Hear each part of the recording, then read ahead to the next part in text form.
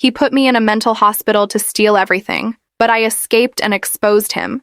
I woke up drowning in confusion. My mind felt like it was wrapped in thick cotton, every thought moving through molasses. These weren't my sheets. This wasn't my bedroom. Panic hit me like a freight train. The walls around me were sterile and colorless, broken only by a small window with metal bars cutting across it like prison stripes. The air reeked of industrial cleaning products mixed with something medicinal that made my stomach turn. A plastic bracelet circled my wrist with my name, Amanda Collins, and a date that made my blood freeze. According to this, I'd been here 8 days of my life, gone without a trace. I tried to sit up, but waves of dizziness crashed over me. There was a small puncture wound on my left arm with a Band-Aid covering it.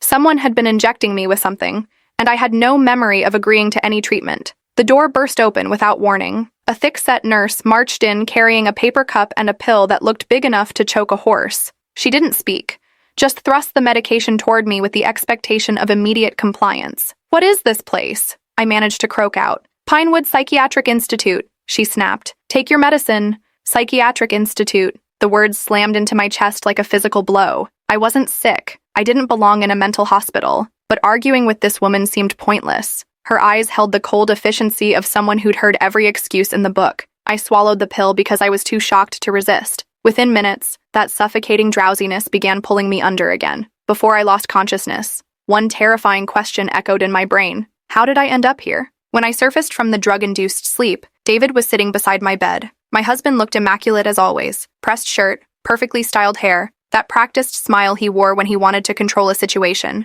"Thank God you're awake, sweetheart," he said, but his voice sounded rehearsed, like he'd been practicing this conversation. "David, what happened to me? Why am I in a psychiatric hospital?" The desperation in my own voice scared me. His expression shifted to what I now recognized as fake concern. "You had a severe nervous breakdown at home. I found you completely out of touch with reality. The doctors said immediate hospitalization was the only option." A breakdown? I searched my memory frantically, but it was like trying to see through mud. Everything before waking up here was a complete blank. "I don't remember being sick," I whispered. "Memory loss is common with this type of episode," he explained smoothly. "That's exactly why you need professional care and medication." Every question I asked hit a wall of vague answers. When I pressed for details about this supposed breakdown, he deflected. When I asked about our ranch, he claimed everything was under control. When I mentioned wanting to call our neighbors, he insisted I wasn't ready for that level of stress yet. The medication was dragging me back toward unconsciousness, but alarm bells were screaming in the part of my brain still capable of clear thought. David had never been this attentive to my health before. In fact, he'd always been more interested in business deals than in taking care of me. "I just focus on getting well," he said, standing to leave.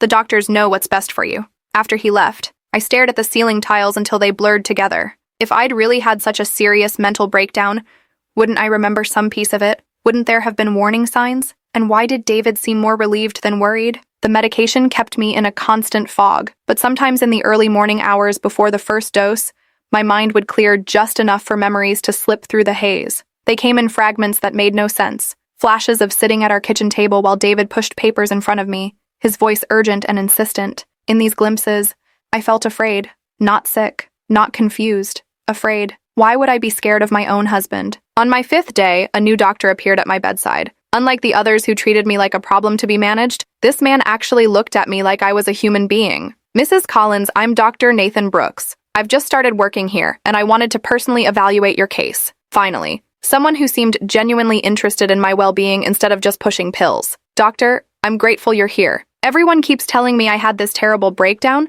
but I can't remember any of it. Does that seem normal to you?" Dr. Brooks frowned as he flipped through my chart. "Tell me about your life before you arrived here. Any major stresses, family problems, financial difficulties?" I closed my eyes and reached for memories that felt solid and real. "We own a cattle ranch in Hill Country. It's been in my family for 3 generations. Joe Williams helps run the operation. He's been with us for 20 years. Everything was fine, as far as I knew. What about your marriage? Any recent conflicts with your husband?" A chill ran down my spine. David had been pushing me to sell parts of the ranch. He said we needed to modernize, bring in investors. But that land means everything to me. My father died to protect it. Dr. Brooks made careful notes. "Mrs. Collins, I'm going to be honest with you. Your admission paperwork is unusual. There's no documentation of prior mental health treatment, no emergency room visits, no gradual decline. It's extremely rare for someone to go from completely functional to needing psychiatric hospitalization without any warning signs. My chest tightened with the first real hope I'd felt since waking up here. So you don't think I belong here either? I think your case deserves a much closer look, he said carefully. In the meantime, don't feel pressured to take medication that makes you feel worse instead of better. That afternoon, a woman in a simple brown habit knocked softly on my door. She had gentle eyes and work-worn hands that spoke of a life spent helping others. Hello, dear. I'm Sister Mary Catherine. I volunteer here, spending time with patients who might enjoy some company. For the first time in days, someone was offering me kindness without an agenda. I'd welcome the company, I said, surprised by how much I meant it. She settled into the chair beside my bed with the patience of someone who had all the time in the world. How are you feeling today, Amanda? Something about her peaceful presence made me want to tell the truth. Like I'm trapped in a nightmare I can't wake up from. Everyone here treats me like I'm crazy, but I've never felt more sane in my life. I just feel stolen. Sister Mary Catherine nodded thoughtfully. Our souls often recognize truth before our minds catch up. What is your soul telling you? That I was brought here against my will. That my husband is lying about what happened. That I need to get home before something terrible happens to my ranch. She reached over and squeezed my hand. Trust those instincts, child. God often speaks to us through that inner voice that knows what others try to hide. When the evening nurse arrived with my pills, I made a decision that felt like the first real choice I'd made since arriving here. I pretended to swallow them but kept them hidden under my tongue until she left, then spit them into the sink. That night, with my mind clearer than it had been in days, the fragmented memories began forming a clearer picture. I remembered David bringing home legal documents and insisting I sign them immediately. I remembered feeling dizzy and disoriented that evening, more than wine alone should have caused. I remembered his satisfaction when I'd finally put my signature on papers I couldn't focus enough to read properly. The next morning, Dr. Brooks returned with my medical file and a troubled expression. Amanda, I've spent hours reviewing your case, and I have serious concerns about your admission here. My pulse quickened. What kind of concerns? According to these records, your husband claimed you were having severe psychotic episodes, but he provided no supporting evidence, no witnesses, no documentation, no prior medical history. In Texas, involuntary commitment requires either clear and immediate danger or a court order. I don't see justification for either. The room seemed to spin around me. Are you saying David had me locked up here illegally? I'm saying someone needs to investigate how you ended up here and whether you gave informed consent for treatment. His voice dropped to barely above a whisper. And Amanda, we need to be very careful about who we trust with this information. Every day I didn't take those pills, my mind grew sharper and my memories clearer. I became an expert at the deception, palming the medication, pretending drowsiness, acting compliant while my thoughts raced with growing fury. The picture emerging from my recovered memories was devastating. David hadn't just been pressuring me to sell the ranch. He'd been systematically drugging me to make me more compliant. That dizzy, confused feeling I'd had for weeks before ending up here wasn't illness. It was poison, administered by the man who'd promised to love and protect me. I remembered now why that ranch meant so much to him. My father had mentioned mineral surveys before he died, geological reports that suggested valuable deposits beneath our grazing land. David must have found those reports and realized he'd married into a fortune, if he could just get me out of the way. Dr. Brooks visited me every other day, always careful to act casual in case other staff were watching. During one visit, he brought disturbing news about his attempts to advocate for me. I've tried to discuss your case with the administration, but I'm hitting walls everywhere I turn. They claim your husband provided extensive documentation justifying your commitment, but no one will let me examine it. What does that tell you? I asked, though I already knew the answer. It tells me someone with money and influence wants you to stay here, and they don't want questions asked about why. That evening, Sister Mary Catherine arrived for what had become our regular visits. But tonight, she seemed more purposeful than usual. Amanda, I've been praying about your situation, and I believe God is calling me to take action. Whatever's happening here isn't right, and staying silent makes me complicit. I studied her face and saw the same determination that had sustained her through decades of fighting for people who couldn't fight for themselves. I think I need to leave this place, I said quietly. Not through official channels, but actually escape. Her eyes didn't show surprise, only resolve. Then we need to make that happen. Soon. The next day, the three of us met in the small chapel where Sister Mary Catherine's volunteer status gave us privacy. Dr. Brooks spoke first, his voice tight with urgency. I've been researching the legal aspects of your situation. Even if you were committed under questionable circumstances, getting you released through proper channels could take months. And every day you stay here gives your husband more time to solidify whatever he's planning. The ranch, I said, and just thinking about it made my chest ache with homesickness. He's probably already started the process of selling it.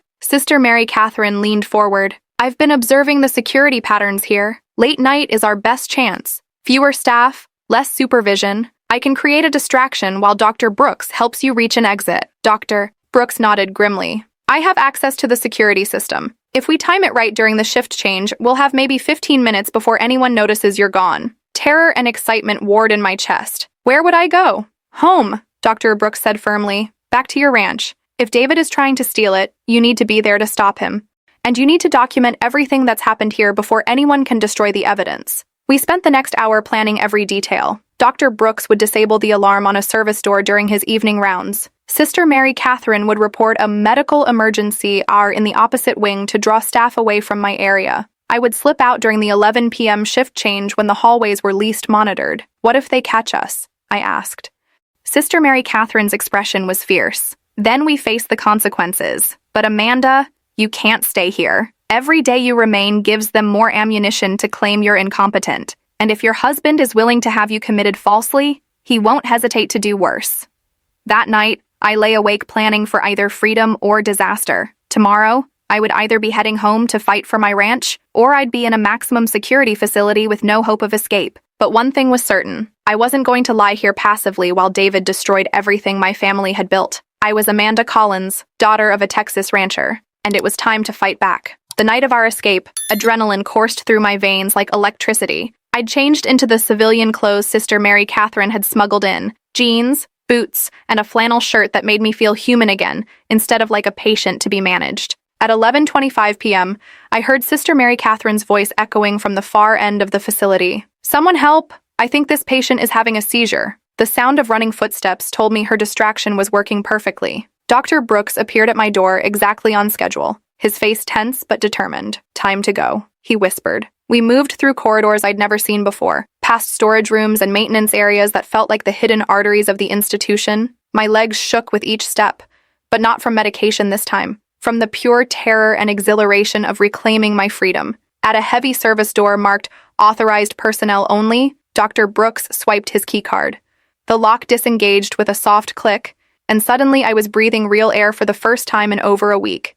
The night smelled like grass and rain and possibilities. There's a parking area behind those trees, he pointed into the darkness. Sister Mary Catherine arranged for someone to pick you up. Blue pickup truck. I grabbed his sleeve. Dr. Brooks, I can't ever repay you for this. Just get your life back, he said urgently. And be careful. If your husband went this far to control you, he's not going to just give up. I slipped into the darkness, every shadow potentially hiding danger, but also promising escape. After days of artificial light and recycled air, the night felt like diving into an ocean of freedom. The blue pickup was exactly where it should be. An elderly man in a cowboy hat leaned out the window. You the lady Sister Mary Catherine told me about? Yes, sir, Amanda Collins. Name's Frank. Hop in. Where we headed? Hill country, outside Kerrville. A ranch called Circle C. Frank didn't ask questions, just handed me coffee from a thermos and pulled onto the highway. Country music played softly while we drove through sleeping towns and endless stretches of Texas farmland.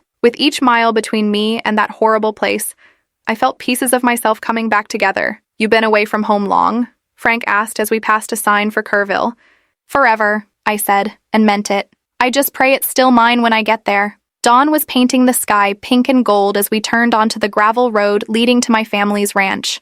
The wooden sign reading, Circle C Ranch, was faded and bullet-riddled from kids with too much time and too many rifles, but it was the most beautiful sight I'd ever seen. Frank stopped his truck in front of the main house. The place looked smaller than I remembered, and there were tire tracks in the dirt from vehicles that didn't belong here. But the big oak tree my grandfather planted still shaded the front porch, and the barn where I'd learned to ride still stood solid against the morning sky. You sure you'll be all right here alone? Frank asked. I'm never going to be alone again, I said, and I meant it. Thank you for everything. I watched his taillights disappear down the road, and then it was just me and my ancestral land. Cattle were moving in the far pasture, and I could hear the rhythmic sound of someone working with tools behind the barn. Joe Williams emerged from the equipment shed, carrying a socket wrench and wearing the same style of work clothes he'd worn since I was a teenager. When he saw me, the wrench slipped from his fingers and hit the dirt with a metallic clang. Miss Amanda? Sweet Jesus, is that really you? Tears I'd been holding back for days finally broke free.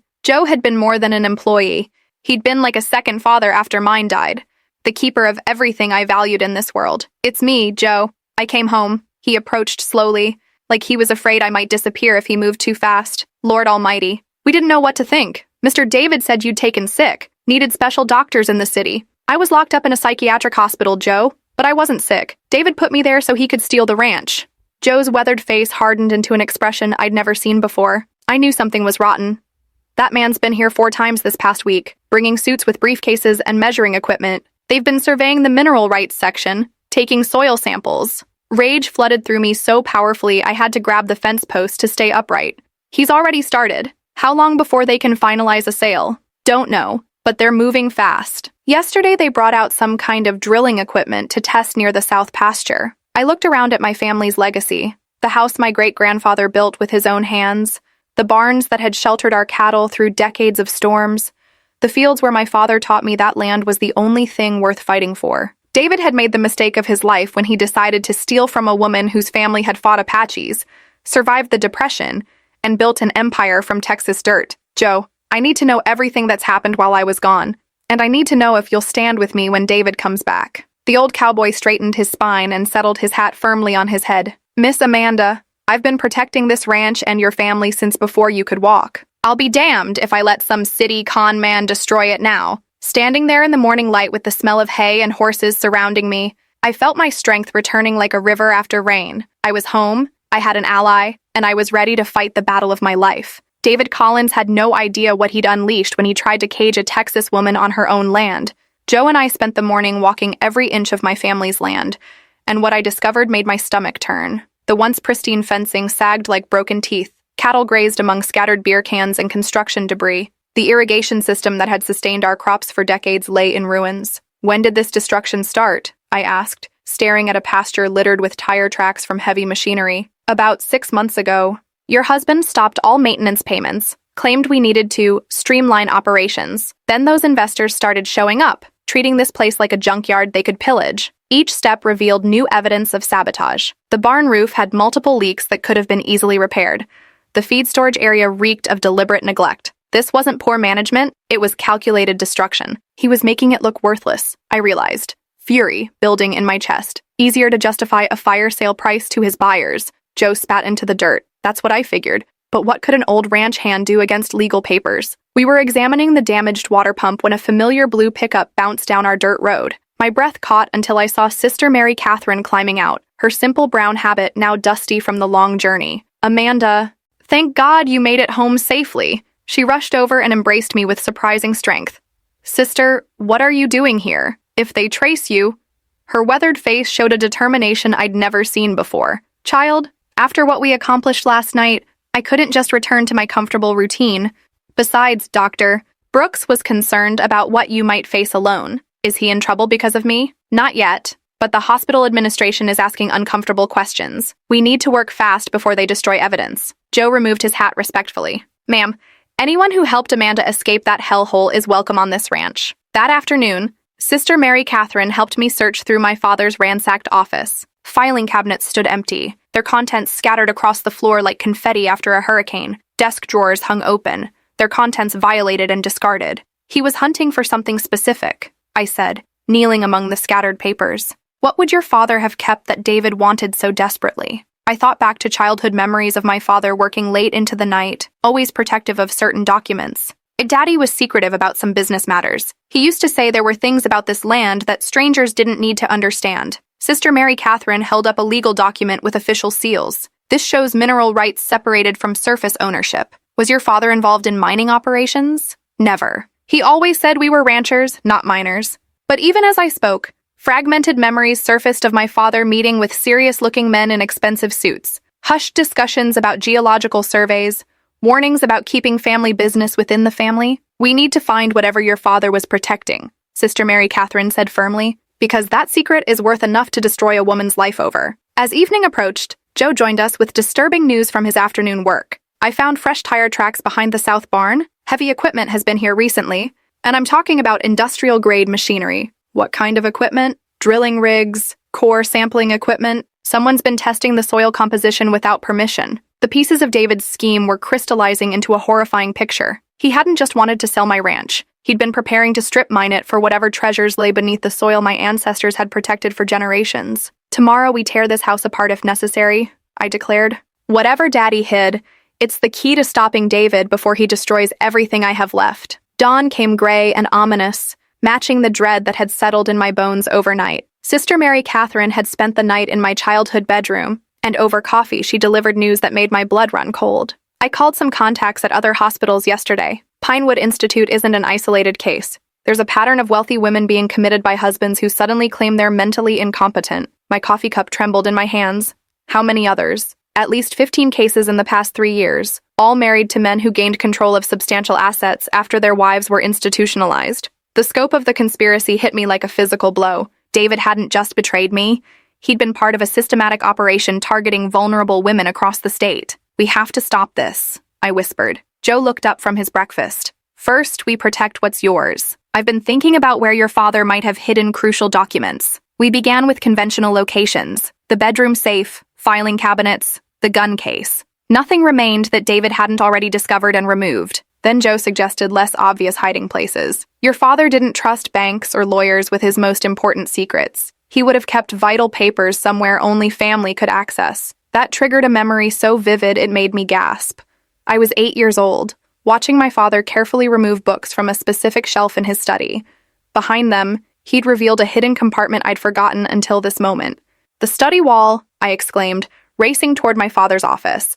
The bookshelf looked exactly as I remembered, but now I noticed the third shelf held volumes that didn't align properly. I pulled out a leather-bound collection of Thoreau, and my fingers found the concealed mechanism. A section of the wall panel slid away, revealing a metal strongbox that had waited decades for my discovery. "Sweet Jesus," Joe breathed as I lifted out the heavy container. Sister Mary Catherine joined us as I used my father's letter opener to work the simple combination lock. The strongbox opened with a solid click, revealing documents that would change everything. The first papers I examined were geological surveys dated just before my father's death. According to these reports, our ranch sat on one of the richest lithium deposits in North America. With electric vehicle production exploding worldwide, these mining rights represented astronomical wealth. "Dear God," I whispered, scanning page after page of technical analysis. "We're sitting on a gold mine." Sister Mary Catherine studied the financial projections over my shoulder. "These estimates show potential revenue exceeding $70 million from extraction operations.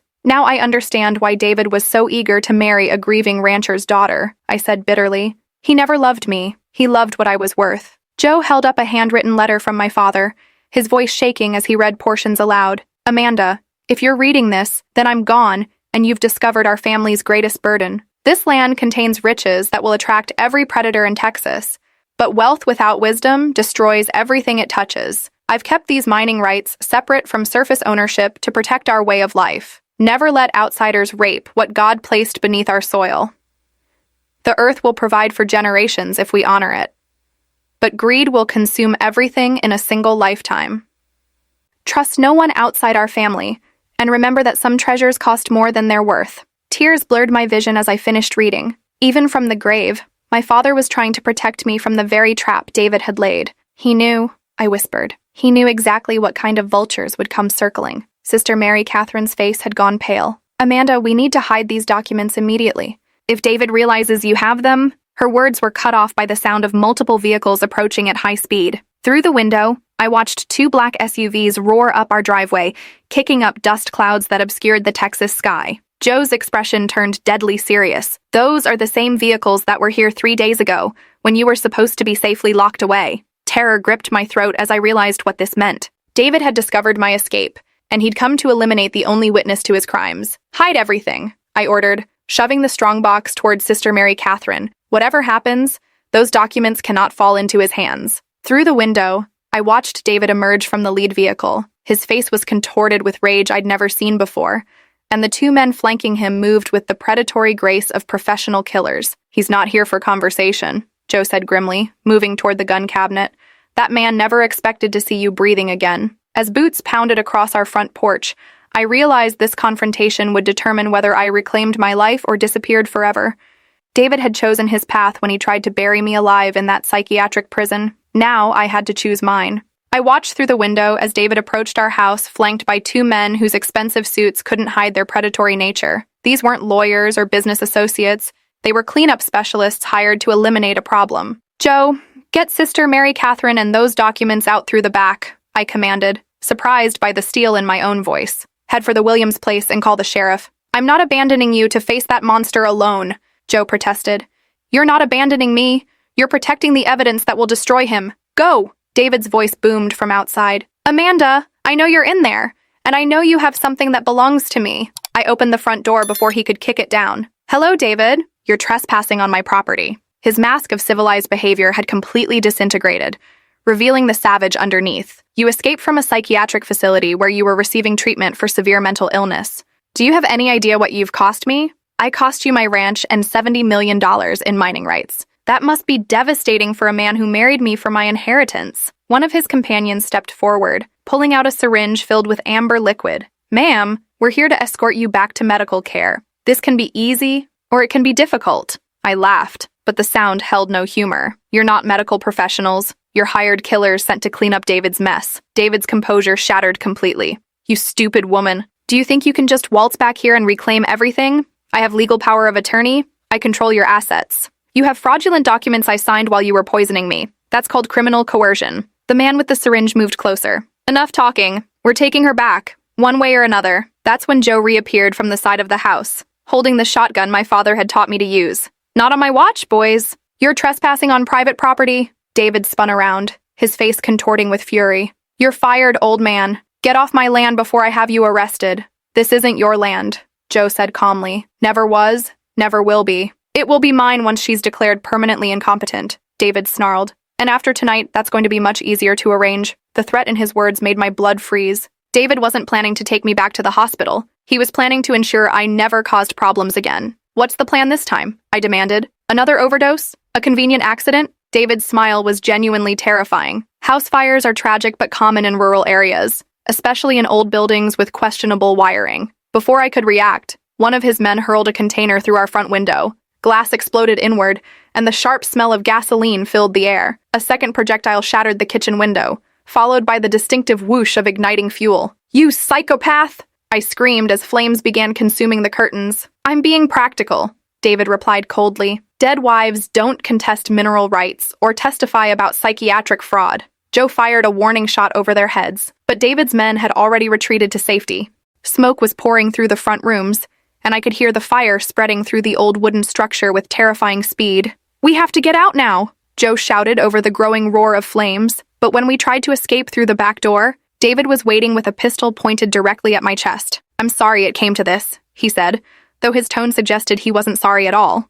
"But you should have stayed drugged and compliant like a good wife." The fire was consuming the house behind us, cutting off our retreat. David had orchestrated this perfectly. We were trapped between the flames and his weapon, with no escape possible. Then Sister Mary Catherine emerged from the barn, holding my father's hunting rifle with the steady hands of someone who knew how to use it.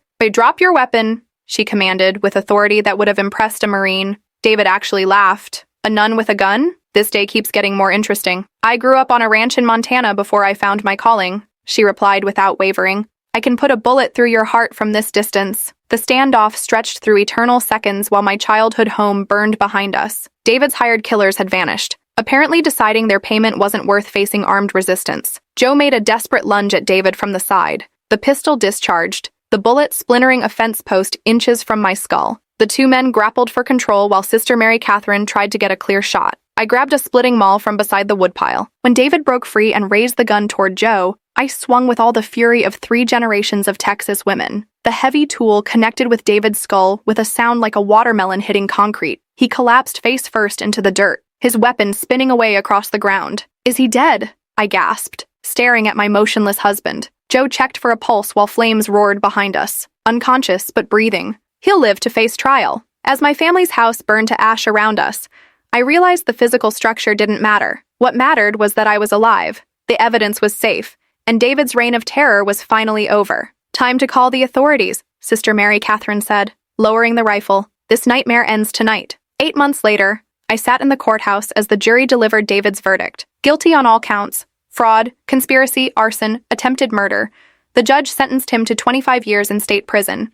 "With the evidence you provided, He'll serve every day of that sentence, the prosecutor assured me as we watched David being led away in shackles. Dr. Brooks had driven down from Austin to witness the conclusion of our nightmare. How does it feel to finally have justice? Like I can breathe again? I replied honestly. But also like I'm still learning how to live without looking over my shoulder. The investigation triggered by David's arrest had exposed a corruption network that stretched across multiple states. Pinewood Institute was permanently closed after authorities discovered they'd been illegally committing women whose husbands wanted control of their assets. 17 other women had been freed and reunited with their families. The facility director got 30 years in federal prison, Dr. Brooks reported. He was the mastermind behind the entire operation, recruiting corrupt medical staff in exchange for substantial kickbacks. Sister Mary Catherine joined us on the courthouse steps. What about the other hospitals involved? 3 more facilities shut down, dozens of staff members facing charges. Your courage to fight back probably saved hundreds of women from similar fates. The legal battle to reclaim my ranch had taken months, complicated by the fraudulent documents David had forced me to sign. But the mineral rights surveys my father had hidden proved David's true motives beyond doubt. Combined with testimony about my illegal commitment, every contract was ruled invalid. Joe appeared beside us, wearing his best shirt and the satisfied expression of a man who'd seen justice served. The new house is almost finished. Should be ready for occupancy next month. The insurance settlement from David's arson had funded reconstruction, but I decided to use the mining revenue differently than he'd planned. Instead of strip mining the land, I was establishing a sustainable extraction operation that would preserve the ranch while funding community programs. Tell me about the Women's Shelter Project, Dr. Brooks asked as we walked toward my truck. We're building a facility that will provide safe housing, legal assistance, and counseling for women escaping abusive situations. The mining profits will fund it in perpetuity. Sister Mary Catherine smiled. She's also working with lawmakers to strengthen protections against fraudulent psychiatric commitments. The irony wasn't lost on me. David's greed had led to discoveries that would protect other vulnerable people from predators like him. My father would have approved of using our wealth to strengthen the community rather than just enriching ourselves. But justice wasn't perfect. The trauma lingered in unexpected ways. Sometimes I woke up in cold sweats, thinking I was back in that white room at Pinewood. Sometimes I found myself checking locks twice, or feeling panic when men in suits approached the ranch. Any regrets about fighting back? I asked Dr. Brooks as we reached my truck. Are you kidding? I'm now running a practice that helps people recover from medical trauma. Thanks to you, I found my true calling. As we drove back through hill country, I reflected on how much had changed. The legal battles weren't completely over. David's appeals would continue for years. Some of the corrupt doctors had received surprisingly light sentences. The mining operation faced ongoing environmental challenges I hadn't anticipated, but I was alive, free, and fighting for something bigger than myself. 3 generations of my family had protected this land, and now it would protect others for generations to come. Ready to go home? Joe asked, turning onto the familiar gravel road. More ready than I've ever been, I replied. The new house rose from the ashes of the old one, bigger and better than what David had tried to destroy. But more importantly, it stood as proof that some things can't be stolen, burned, or buried. The will to fight for what's right. As we pulled up to the ranch, I saw workers installing a new sign, Circle C Ranch, Amanda Collins, owner. Below that, some fights are worth everything. Standing in the Texas sunset, surrounded by friends who'd risked everything to help me survive, I finally understood what my father had meant in his letter. The greatest treasure wasn't the minerals beneath our soil, it was the courage to protect what matters most, even when the cost seems unbearable. If this story moved you, share it with someone who needs to hear that fighting back is possible. Leave a comment about which moment hit you hardest, and don't forget to subscribe for more stories of courage triumphing over corruption. Your next inspiration is just a click away.